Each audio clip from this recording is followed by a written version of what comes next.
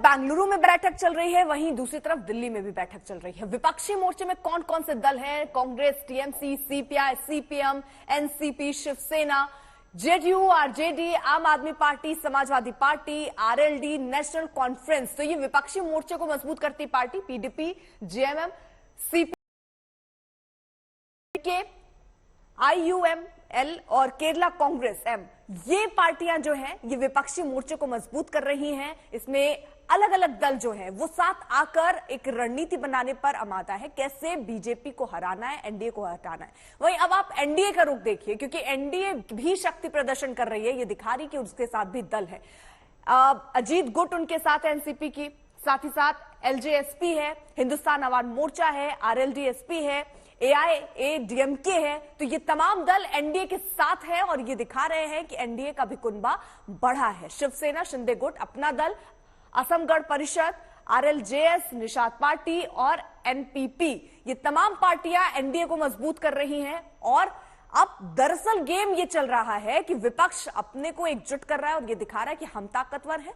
वहीं दूसरी तरफ एनडीए जो सत्ता में है वो ये दिखाने की कोशिश कर रही है कि और भी दल हमारे साथ जुड़ रहे हैं और हमारा कुनबा बड़ा है। अब ऐसे में चुनाव में कैसे ये उतरते हैं और किस दल को पूरी तरीके से समर्थन जनता का मिलता है, इसी की लड़ाई जबरदस्त होने वाली है। अब आपको बता दें कि बगैर सांसद वाली पार्टियां कौन है? उपेंद्र कुशवाहा की आरएलएसपी, जीतन राम मांझी की हम, पवन कल्याण की जनसेवा पार्टी, दुष्यंत चौटाला की जननायक जनता पार्टी जिसमें सांसद नहीं है, लोक शक्ति, अब नई पार्टियों की बात करें तो लोक जनशक्ति पार्टी, हिंदुस्तानी अवाम मोर्चा, राष्ट्रीय लोक समता पार्टी, एनसीपी, विकासशील इंसान पार्टी, सुहेल देव भारतीय समाज पार्टी, जिससे अभी ही एक बार फिर से ऐलान किया कि वो बीजेपी के साथ जुड़ रहे हैं, यानी बीजेपी के साथ आ रहे हैं। 2019 में दरअसल अलग होकर साइकिल की सवारी की थी ओपी राजभर ने, लेकिन अब वो बीजेपी के साथ नजर आ रहे हैं। उधर बेंगलुरु में जारी विपक्ष की बैठक को लेकर बीजेपी अध्यक्ष जेपी नड्डा ने हमला बोला तो खड़गे ने भी जवाब दिया। ये जो ऑपोजिशन के अलायंस है ये भानुमति का कुनबा है और कहीं का ईंट कहीं का रोड़ा, भानुमति ने कुनबा जोड़ा, इस तरीके का ये अलायंस है। न तो इनके पास नेता है, न ही नीयत है, न ही नीति है और न ही फैसला लेने की ताकत है। यह फोटो अपॉर्चुनिटी के लिए अच्छा है। एक व्यक्ति का प्रश्न नहीं है और कोई व्यक्ति महत्व नहीं होता देश के सामने। देश के डेमोक्रेसी को और देश के संविधान को अगर ठोस पहुंचती है तो हमारा कर्तव्य होता है कि हम एकजुट होकर जो लोग इस संविधान को बचाने वाले हैं और डेमोक्रेसी को बचाने के लिए एक होते हैं तो हम इसमें मिलकर काम करेंगे। दो सहयोगी इस वक्त हमारे साथ जुड़ चुके हैं। हमारे साथ मौसमी इस वक्त मौजूद हैं बेंगलुरु से, साथ ही साथ हिमांशु हमारे साथ दिल्ली से मौजूद हैं। दोनों जगहों पर मंथन और बैठकों का दौर चल रहा है। मौसमी, क्योंकि ये अब 26 वर्सेस 36 की लड़ाई है और चुनाव है सामने, 2024 का रण, कौन जीतता दिख रहा है, कौन कितना शक्तिशाली दिख रहा है? कोशिश तो सारे दल की यही दिखाने की है, यही समझाने की है।